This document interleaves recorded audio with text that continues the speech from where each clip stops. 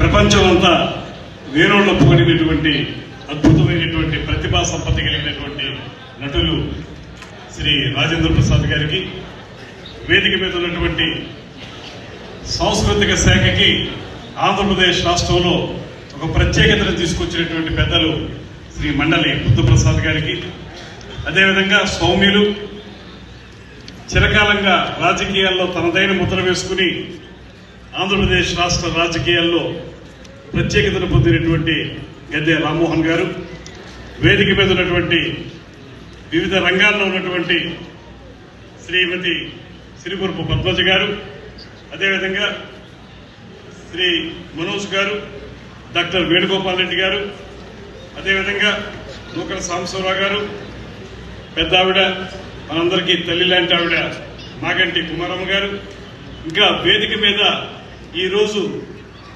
ఎన్టీఆర్ స్మారక పురస్కారాలను అందుకుంటున్నటువంటి 50 మంది వివిధ రంగాలకు చెందినటువంటి లబ్ధ ప్రతిష్ఠులందరికీ, అన్నిటికంటే మించి చాలా సమయం అయినప్పటికీ కూడా, ఎక్కువ సమయం తీసుకుంటున్నప్పటికీ కూడా ఎక్కడా చెక్కు చెదరకుండా ఈ కార్యక్రమంలో పాల్పంచుకుంటున్నటువంటి అభిజ్ఞ రసజ్ఞులైనటువంటి ప్రేక్షకులందరికీ కూడా నమస్సుమాంజలి తెలియజేస్తా ఉన్నారు.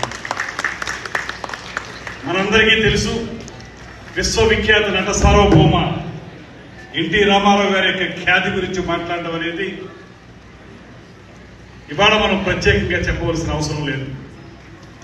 సినిమా నటునిగా తెలుగువాడి యొక్క ప్రతిభా సంపత్తిని విశ్వవిఖ్యాతం చేసినటువంటి మహానటుడు ఎన్టీ రామారావు గారు.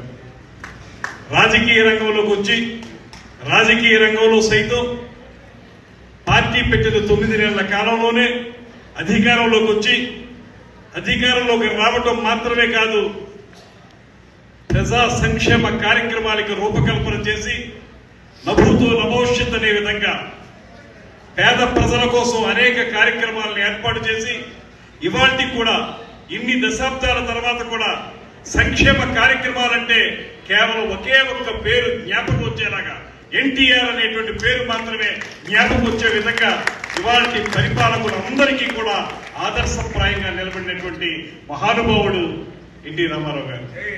అటువంటి ఎన్టీ రామారావు గారు ఆయన కళా సాంస్కృతిక రంగానికి చేసినటువంటి సేవ, దాంతోపాటు ఆయన ముఖ్యమంత్రిగా ఉన్నప్పుడు ఈ రాష్ట్రంలో కళలకి ఆయన వేసినటువంటి పెద్దపీట, ఎవరైతే మారుమూలటువంటి కళాకారులను సైతం గుర్తించి వారికి ఒక ప్రత్యేకమైనటువంటి కార్యక్రమాలను అప్పచెప్పి వారి ప్రజల మధ్యకి వెళ్ళడానికి అవకాశం కల్పించినటువంటి మహానుభావుడు ఎన్టీ రామారావు గారు.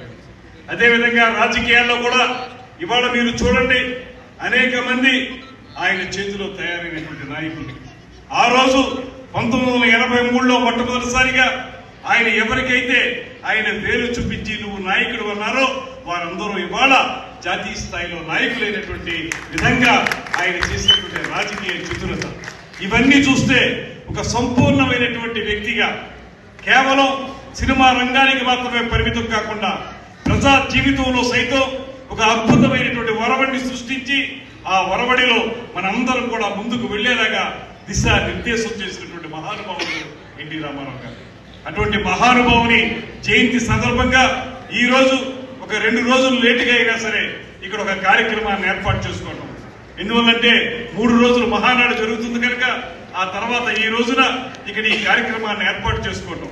ఈ ఏర్పాటు చేసుకున్నప్పుడు ఎన్టీ రామారావు గారి పేరుతోటి ఆ స్మారక అవార్డు ఏదైతే ఉందో దాన్ని ఎవరికి ఇవ్వాలనేటువంటి ఆలోచన చేసి దానికి సరైనటువంటి వ్యక్తిగా ఇవాళ సినిమా రంగంలో ఒక ఆల్రౌండ్ యాక్టర్ గా పేరు పొందినటువంటి నట కిరీటి రాజేంద్ర ప్రసాద్ గారికి ఆ అవార్డును అందజేయడం అనేటువంటిది చాలా గొప్ప విషయంగా నేను భావిస్తూ, వారితో పాటు వేదిక మీద అవార్డులు పొందుతున్న వారందరికీ కూడా ప్రత్యేకమైనటువంటి అభినందనలు తెలియజేస్తూ, ముఖ్యంగా రాజేంద్ర ప్రసాద్ గారు చాలా మంది చెప్పారు ఆయన కామెడీ హీరో, కామెడీని అద్భుతంగా పండిస్తారనేటువంటి మాట. అది 100% నిజమైనప్పటికీ కూడా ఇతరత్ర శోక సన్నివేశాలని పండించగలిగేటువంటి నేర్పు, దానికి మించి ఆర్ద్రత నిండినటువంటి పాత్రల్ని అద్భుతంగా పోషించినటువంటి ఓర్పు, వాటిని ప్రజారంజికంగా మలచినటువంటి నేర్పు అన్ని ఉన్నటువంటి సంపూర్ణ నటుడు శ్రీ రాజేంద్ర ప్రసాద్ గారు అనేటువంటి మాటని ఈ సందర్భంగా నేను మనవి చేస్తున్నాను. నిజానికి అప్పటి వరకు తెలుగు సినిమా రంగంలో కామెడీ చేసిన వారు ఉన్నారు, విడిగా హీరోలుగా నటించిన వారు ఉన్నారు. మొట్టమొదటిసారిగా తెలుగు సినిమా రంగానికి కామెడీ హీరో అనేటువంటి పదాన్ని తీసుకొచ్చినటువంటి హీరో మన రాజేంద్ర ప్రసాద్ గారు అనేటువంటి మాటను కూడా ఈ సందర్భంగా తెలియజేయాలి. అంతేకాదు మొట్టమొదటిసారి ఆయనలోని నట విశ్వరూపం ముత్యమంత ముద్దు అనేటువంటి సినిమాలో కనబడింది మొట్టమొదటిసారి. ఆయన అద్భుతంగా నటించి, అది హాస్య సినిమా కాదు, ఒక అద్భుతమైనటువంటి పాత్రను పోషించేటువంటి నటుడు ఆ రాజేంద్ర ప్రసాద్ గారి ద్వారా ఆయన ఆవిష్కృతమై ప్రజలందరికీ కూడా సంపూర్ణమైన నటుడు నేను అనిపించే విధంగా చేసిన పాత్రలు. దాంతోపాటు ఆ నలుగురు, అదే సినిమా ఒక మన కన్నీటి నుంచి ఎంత మనం బాధపడతా ఉంటామో హృదయానికి అద్దుకుపోయేటువంటి అనేక రకాల పాత్రలు పోషించినటువంటి నటుడు కూడా శ్రీ రాజేంద్ర ప్రసాద్ గారు. సరే, చెట్టు కింద ప్రేరణ లాంటి హాస్యస్ఫోరక సన్నివేశాలతో ఉన్నటువంటి సినిమాలు కానివ్వండి, అనేక సినిమాలు, అహనా పెళ్ళంట లాంటి సినిమాలు కానివ్వండి, అవన్నీ కూడా అద్భుతంగా ఉన్నప్పటికీ కూడా ఆయనలోని మరో కోణం ఒక సీరియస్ పాత్రలు కూడా అద్భుతంగా నటించగలిగేటువంటి పాత్ర పోషణ. అందుకే నేను ఒక్కటే మీకు మనవి చేస్తున్నాను, సహజత్వాన్ని ఎక్కువగా ఇష్టపడేటువంటి బాపు గారు లాంటి దిగ్దర్శకుడు ఆయనతోటి సినిమాలు చేయటం, ఈయన కూడా ఆయన దర్శకత్వంలో సినిమాలు చేయటం, రామ్ భట్టు లాంటి సినిమా విజయవంతం కాకపోవచ్చేమో కానీ ఒక అద్భుతమైన పాత్రని చాలా అత్యద్భుతంగా నటించినటువంటి నటుడు రాజేంద్ర ప్రసాద్ గారు. ఇలా చూసుకుంటూ వెళితే రాజేంద్ర ప్రసాద్ గారిలోని నట విన్యాసం ఏదైతే ఉందో, నట కిరీట్ అనేటువంటి పదం చాలా తక్కువ ఆయనకి. నట విశ్వరూపం చూపించగలిగేటువంటి అద్భుతమైన నటుడు రాజేంద్ర ప్రసాద్ గారు. ఆయనకున్నటువంటి ప్రతిభ ఇవాళ అంతర్జాతీయ స్థాయిలో సైతం అందరూ గుర్తించుకోదగ్గది. ఎందువలనంటే ఇక్కడే కాదు, తెలుగు వారు ప్రపంచం నలుమూలలా ఉన్నారు. అందరూ కూడా చాలా ఆహ్లాదకరంగా ఉండాలనుకుంటే, మనసు తేలిక పడాలంటే, ఇబ్బందుల్లో ఉన్నప్పుడు రాజేంద్ర ప్రసాద్ గారి సినిమాలు చూడడం అనేటువంటిది పరిపాటిగా మారినటువంటి సందర్భాన్ని కూడా మనం గమనించాం. అంతేకాదు, పెద్దలందరూ చెప్పారు, సుప్రసిద్ధ భాషావేత్త, దేశానికి ఆర్థిక సంస్కరణల ద్వారా అద్భుతమైనటువంటి ప్రగతి మార్గాన్ని చూపించినటువంటి పివి నరసింహారావు గారు సైతం స్వయంగా ఆయన చెప్పారు, నాకు ఇష్టమైన నటుడు, ఆయన సినిమాలు చూస్తేనే నా మనసు తేలిక పడుతుంది అనేటువంటి మాట రాజేంద్ర ప్రసాద్ గారి గురించి చెప్పినటువంటి విషయాన్ని ఇక్కడ మనం గుర్తు చేసుకోవాలి.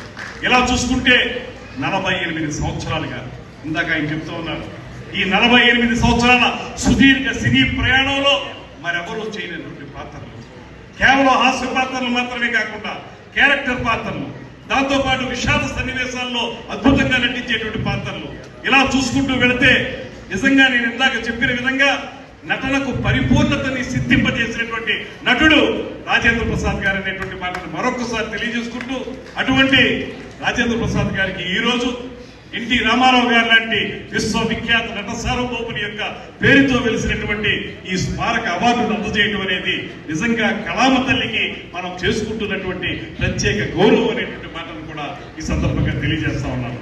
అటువంటి రాజేంద్ర ప్రసాద్ గారికి ఈ రోజు జరిగేటువంటి సన్మాన కార్యక్రమంలో నేను కూడా భాగస్వామిని కావటం ఆంధ్రప్రదేశ్ రాష్ట్ర సాంస్కృతిక, సినిమాటోగ్రఫీ, పర్యాటక శాఖ మంత్రిగా నాకు కూడా చాలా ఆనందాన్ని కలిగిస్తుంది అనేటువంటి మాటను కూడా ఈ సందర్భంగా తెలియజేస్తూ, రాబోయే రోజుల్లో మీరు మరిన్ని విభిన్నమైనటువంటి పాత్రలని, ఎక్కడా కూడా మీలో ఆ కొంచెం వయసు పెరిగినటువంటి ఛాయలు ఎక్కడ కనపడటం లేదు.